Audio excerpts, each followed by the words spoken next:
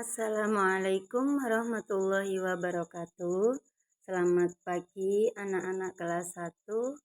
Semoga anak-anak semuanya selalu dalam keadaan sehat dan dilindungi oleh Allah Subhanahu wa taala.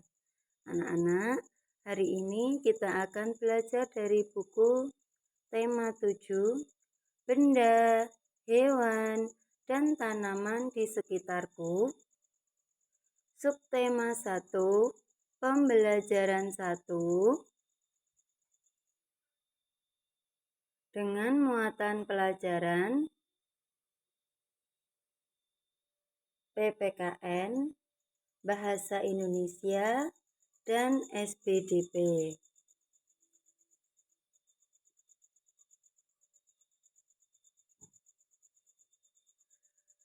Ada banyak benda di sekitarku. Ada manusia, hewan, dan tumbuhan. Ada juga rumah, sepeda, mobil, dan benda-benda lainnya. Ada benda ciptaan Tuhan, ada juga benda buatan manusia. Ada benda hidup, ada benda tak hidup. Kita memanfaatkannya setiap hari. Kita wajib bersyukur kepada Tuhan atas ciptaannya. Kita juga berterima kasih kepada sesama kita untuk karya-karya yang dibuatnya. Gunakan dan peliharalah benda-benda tersebut.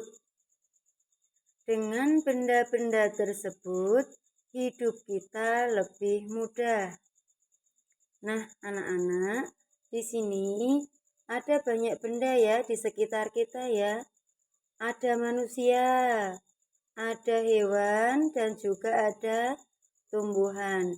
Nah, manusia, hewan, tumbuhan adalah benda-benda ciptaan Tuhan. Ingat ya, kalau manusia, hewan, tumbuhan itu ciptaan Tuhan, bukan buatan Tuhan. Adapun rumah, sepeda, mobil, dan benda-benda lainnya misalnya kulkas, sawah, kemudian pesawat terbang, kereta api adalah benda buatan manusia. Kalau yang dibuat manusia tentunya namanya buatan manusia. Adapun apapun bendanya, kita harus memeliharanya dengan baik. Meskipun kita memanfaatkannya, kita tetap harus memeliharanya dengan baik. Udin dan teman-teman pergi bersama ke sekolah. Mereka mengenakan seragam dengan rapi dan lengkap. Topi termasuk bagian dari seragam yang harus dikenakan. Topi dan seragam merupakan contoh benda tak hidup. Selain topi, ya, yang termasuk seragam, ada juga dasi, ikat pinggang, kaos kaki, dan sepatu. Nah, topi merupakan contoh benda tak hidup. Kenapa benda tak hidup? Karena buatan manusia, bukan ciptaan Tuhan. Anak-anak, apakah kamu suka mengenakan topi? Tahukah kamu lagu Topi Saya Bundar? Coba nyanyikan lagu Topi Saya Bundar bersama teman-temanmu.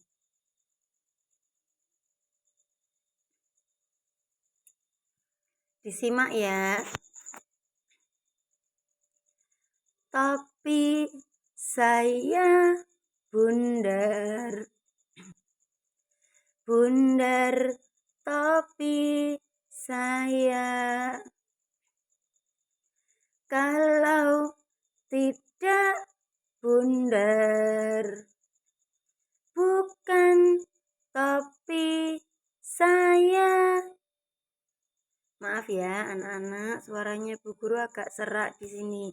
Nah, anak-anak boleh mencari di YouTube atau dibantu ayah dan ibu untuk menyanyikan lagu ini. Perhatikan lirik lagu tersebut. Apakah topimu juga berbentuk bundar? Kemudian perhatikan tanda yang ada di bawah syair lagu berikut ini. Masih dari lagu Topi Saya Bundar ciptaan Pak Kasur. Di bawah lirik lagu atau syair lagu ada tanda yang berwarna hijau, garis pendek dan garis panjang. Kita baca satu baris dulu, satu lirik lagu ya. Topi saya bundar. Nah, di sini anak-anak bisa melihat garis pendek. Ini ya. Garis pendek. Ini untuk menandai lagu yang dinyanyikan pendek. Kemudian garis panjang ini untuk menandai syair lagu yang dinyanyikan panjang. Kita ulang ya. Topi saya bundar. Kalau anak-anak pengen mudahnya, nanti bisa diganti titik. Misal, topi saya bundar. Nah, titik garis. Nah, bundar topi saya. Titik garis. Kalau tidak bundar, titik garis.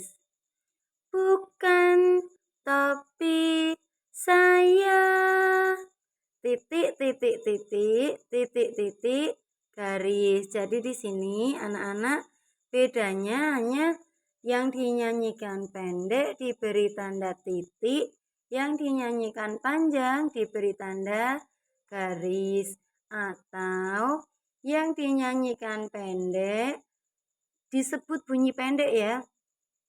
Bunyi pendek nanti tandanya garis pendek, bunyi panjang tandanya garis panjang. Dapatkah kamu membedakan antara lirik lagu yang diberi tanda pendek dan tanda panjang? Bisa ya membedakan ya? Lirik lagu yang diberi tanda pendek digunakan pada syair lagu yang dinyanyikan pendek atau bunyi pendek. Contohnya, topi saya bundar topi sa. Kalau tidak bukan topi sa. Itu pendek semua ya.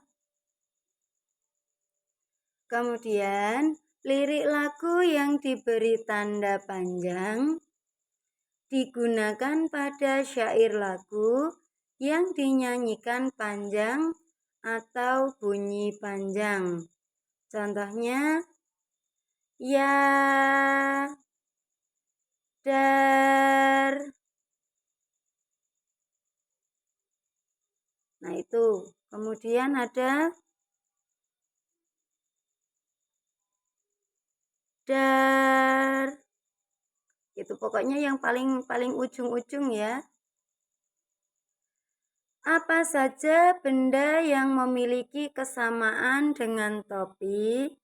Di sini Bu Guru kasih contoh, benda yang memiliki kesamaan dengan topi ada belangkon, ada helm, capingnya Pak Tani, topi ulang tahun, ada juga kopiah atau peci. Anak-anak bisa memberi contoh yang lain ya. Nah, selanjutnya perhatikan gambar di situ. Mari belajar mengenali benda-benda di sekitar kita. Amati gambar tersebut. Nah, di situ ada gambar Pak Guru di dalam kelas bersama murid-murid ya. Ada yang sedang menghapus papan tulis, membersihkan papan tulis. Kemudian ada yang sedang berdiskusi. Pak Guru sedang memberikan pengarahan. Sekarang amati benda di sekitar kelasmu. Kita amati benda yang di kelas itu saja dulu. Ada burung Garuda, kemudian ada ini ya, burung Garuda, ada juga papan tulis, globek, tempat sampah, meja, kursi, jam dinding, jendela, pot bunga, ada juga bunganya, ada juga orang-orangnya. Di kelas kita juga ada ya. Nah, sebelum kita membedakan, kita akan mengenal dulu ciri-ciri benda hidup. Ciri-ciri benda hidup ada 5. 1. Bernapas. 2. Bergerak. 3. Makan dan minum. 4. Tumbuh. 5. Berkembang biak. 6. Menanggapi rangsangan atau memberikan respon terhadap suatu rangsang. Ini berkaitan dengan indera ya, rangsangan itu berkaitan dengan rasa, rabaan, penciuman, dan sebagainya. Kemudian ciri-ciri benda tak hidup yang jelas 1. Tidak bernapas. 2. Tidak bergerak. 3. Tidak makan dan minum. Tidak makan, tidak minum ya. 4. Tidak tumbuh, tidak semakin besar, tidak semakin tinggi. Bentuknya tetap gitu-gitu aja. Kemudian yang kelima, berkembang biak. Yang keenam, tidak peka terhadap rangsang. Jadi tidak merespon terhadap rangsang yang diberikan. Misalnya dikasih bau makanan yang lezat, itu tidak merespon, tidak menanggapi. Dikasih suara yang nyaring atau keras, ya tidak menanggapi. Itu namanya tidak peka terhadap rangsang.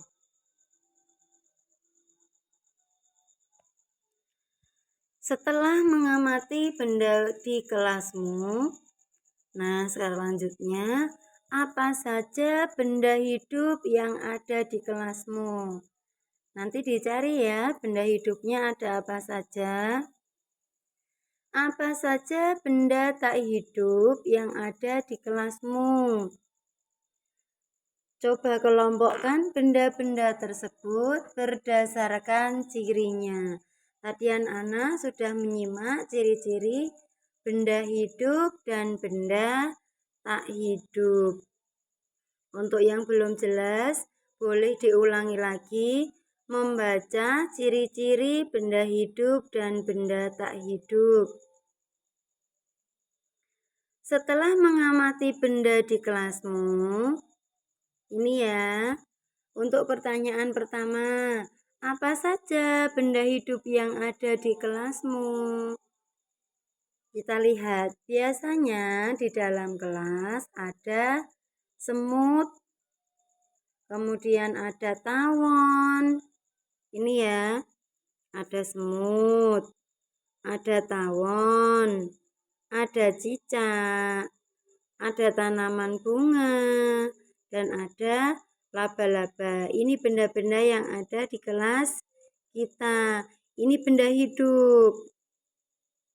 Kemudian, setelah mengamati benda di kelasmu, pertanyaan kedua, apa saja benda tak hidup yang ada di kelasmu?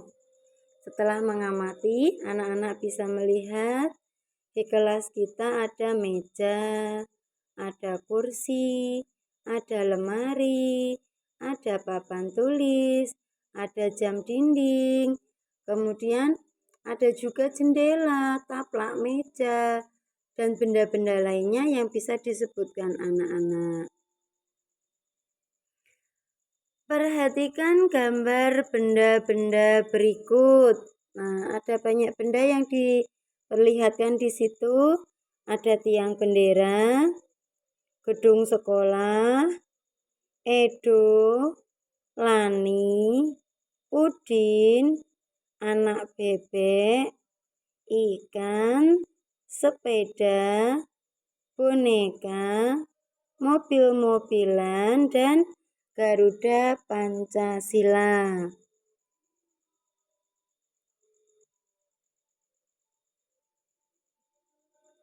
Mari berlatih mengelompokkan benda. Lihatlah gambar benda pada halaman sebelumnya. Tentukan kelompok benda hidup atau benda tak hidup. Gunting dan tempelkan pada kolom yang tepat. Nah, anak-anak bisa melihat lagi ya gambar-gambarnya, kemudian digunting dan ditempel. Di sini Bu Guru kasih contoh yang termasuk benda hidup. Ini mestinya yang ciptaan Tuhan ya, yang benda hidup itu yang diciptakan oleh Tuhan. Apa saja tadi yang ciptaan Tuhan? Manusia, hewan, dan tumbuhan. Di sini yang termasuk manusia ada Edo, kemudian ada Lani, ada juga Udin. Hewan? Iya, Garuda Pancasila. Ikan, anak bebek. Karena pada gambar tadi tumbuhannya tidak ada, tidak kita sebutkan. Adapun contoh benda tak hidup berdasarkan gambar tadi ya. Ini kalau benda tak hidup itu yang buatan manusia. Ada sepeda, ada boneka, mobil-mobilan, tiang bendera, dan gedung sekolah. Perlu diingat, benda tak hidup buatan manusia. Benda ciptaan Tuhan maupun buatan manusia, benda hidup maupun tak hidup, karena kita pakai setiap hari, kita manfaatkan setiap hari, kita harus memeliharanya dengan baik. Sebagai apa? Wujud rasa syukur maupun berterima kasih. Sekarang perhatikan kelasmu. Apakah benda-benda tersebut juga ada di kelasmu? Itulah benda yang ada di gambar tadi. Ada di kelasmu atau tidak? Berikan tanda centang pada kolom yang sesuai. Kalau benda-benda yang ada pada gambar tadi ada di kelasmu, nanti kamu kasih tanda centang di samping gambar ya. Nah, ini contohnya. Kursi diberi tanda centang, kan di kelas ada. Meja diberi tanda centang karena di kelas juga ada. Papan tulis diberi tanda centang karena di kelas ada. Lemari diberi tanda centang karena di kelas kita juga ada. Gambar burung Garuda Pancasila juga diberi tanda centang karena di kelas kita juga ada. Selanjutnya, isilah titik-titik di bawah ini dengan benar. Untuk soal nomor 1, titik-titik termasuk benda hidup karena titik-titik. Nah, untuk titik-titik yang pertama, kita isi dengan burung Garuda. Jadi, burung Garuda termasuk benda hidup karena kita isi dengan jawaban memenuhi syarat ciri-ciri makhluk hidup. Kenapa? Ya bernapas, tumbuh, makan dan minum, berkembang biak, memberikan respon terhadap rangsang. Soal yang nomor 2, titik-titik termasuk benda tak hidup. Apa ya yang termasuk benda tak hidup? Ada kursi, meja, papan tulis, lemari. Kenapa? Karena tidak memiliki ciri-ciri benda hidup. Kursi, meja, papan tulis, lemari tidak bernapas, tidak bisa tumbuh dan berkembang, tidak butuh makan, tidak butuh minum, tidak juga berkembang biak, tidak bisa bergerak sendiri karena kalau tidak digerakkan, tidak juga menanggapi terhadap rangsang atau stimulus. Benda-benda di kelas harus kita pelihara dengan baik sebagai wujud terima kasih kepada para pembuatnya. Kegiatan memelihara benda dengan baik termasuk perbuatan yang terpuji. Nah, anak-anak, berikut ini adalah lambang negara kita, yaitu Garuda Pancasila. Di kelas kita juga ada, biasanya dipajang di atas papan tulis, di sampingnya diapit gambar presiden dan wakil presiden. Anak-anak bisa melihatnya ya. Ini gambar Garuda Pancasila. Kita ingat lagi gambar Garuda Pancasila. Jumlah helai pada ekornya ada 8. Kemudian pada sayapnya ada 17. Ini 8. Sayapnya ada 17. Kemudian di bagian leher sini ada 45. Ini seperti tanggalnya Indonesia Merdeka ya. 17 Agustus tahun 45. Nah, selain ini di sini ada pita berwarna putih yang tulisannya Bhinneka Tunggal Ika, dijepit pada kedua kakinya. Bhinneka Tunggal Ika ini diambil dari kitab Sutta Soma karangan Empu Tantular yang artinya walaupun berbeda-beda tetap satu juga. Di bagian dada ada perisai. Perisai ini ada 5 gambar. Yang pertama ada gambar bintang, kemudian ada gambar rantai emas, pohon beringin, kepala banteng, padi dan kapas.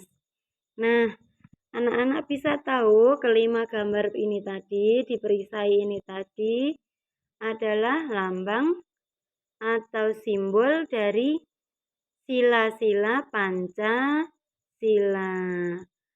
Simbolnya apa yang sudah kita pelajari? Ini simbol sila pertama, bintang. Simbol sila kedua, rantai emas. Simbol sila ketiga, pohon beringin. Itu ya yang sudah kita pelajari. Lambang negara biasa dipajang pada dinding kelas. Pada lambang negara tersebut terdapat sila-sila Pancasila. Kamu sudah mengetahui sila ke-1 sampai sila ke-3 pada pembelajaran sebelumnya. Sekarang, mari kita mengenal simbol dan bunyi sila ke-4 Pancasila. Lambang negara di sini yang dimaksud adalah burung Garuda Pancasila. Pada lambang di dadanya ya, ada lambang juga sila-sila Pancasila. Sila ke-1 ada ya, ketuhanan yang Maha Esa, lambangnya bintang. Sila kedua, kemanusiaan yang adil dan beradab, lambangnya rantai emas. Sila ketiga, Persatuan Indonesia, lambangnya pohon beringin. Nah, hari ini kita akan mengenal simbol dan bunyi dari sila ke-4 Pancasila. Simbol sila ke-4 Pancasila adalah kepala banteng. Ini ya gambar kepala banteng dengan dasar merah, kemudian kepala bantengnya warna hitam. Bunyi sila ke-4 Pancasila adalah kerakyatan yang dipimpin oleh hikmat kebijaksanaan dalam permusyawaratan perwakilan. Anak-anak harus hafal ya bunyi sila ke-4 dan lambangnya. Kalau belum hafal, boleh dibaca lagi, boleh diulangi lagi menghafalnya sampai bisa. Selanjutnya, cobalah mendeklamasikan sila ke-4 Pancasila di depan teman-temanmu secara bergantian. Caranya, lakukan dengan suara lantang. Suara yang lantang itu suaranya nyaring. Jadi semua teman yang ada di kelas bisa mendengar suaramu. Berlatihlah agar kamu bisa menghafal dengan suara yang lantang atau nyaring. Nah, di sini Bu Guru kasih contoh ya. Contoh, ini Bu Guru akan mengucapkan atau mendeklamasikan sila ke-4 Pancasila. Kerakyatan yang dipimpin oleh hikmat kebijaksanaan dalam permusyawaratan perwakilan. Suaranya anak-anak boleh dibikin bulat. Caranya dikeluarkan dari dada. A, I, U, E, O. Nah, caranya seperti itu. Nanti suaranya lantang dan bulat. Kegiatan bersama orang tua. Ini anak-anak lakukan di rumah bersama ayah dan ibu.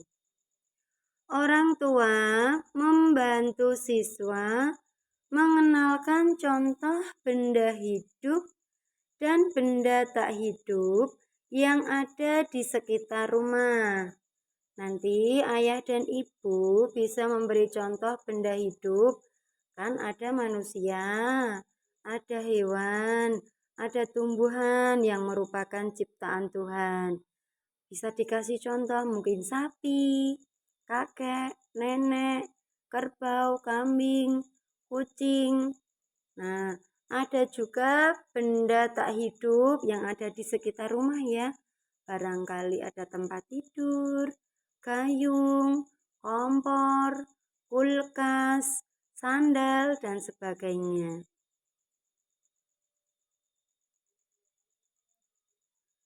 Nah, anak-anak, terima kasih sudah menonton video yang dibuat oleh Bu Guru. Semoga bermanfaat untuk anak-anak semuanya. Tetap belajar, tetap semangat, jangan mudah menyerah. Semoga cita-cita anak-anak semuanya dapat tercapai. Amin Allahumma amin. Wassalamualaikum warahmatullahi wabarakatuh.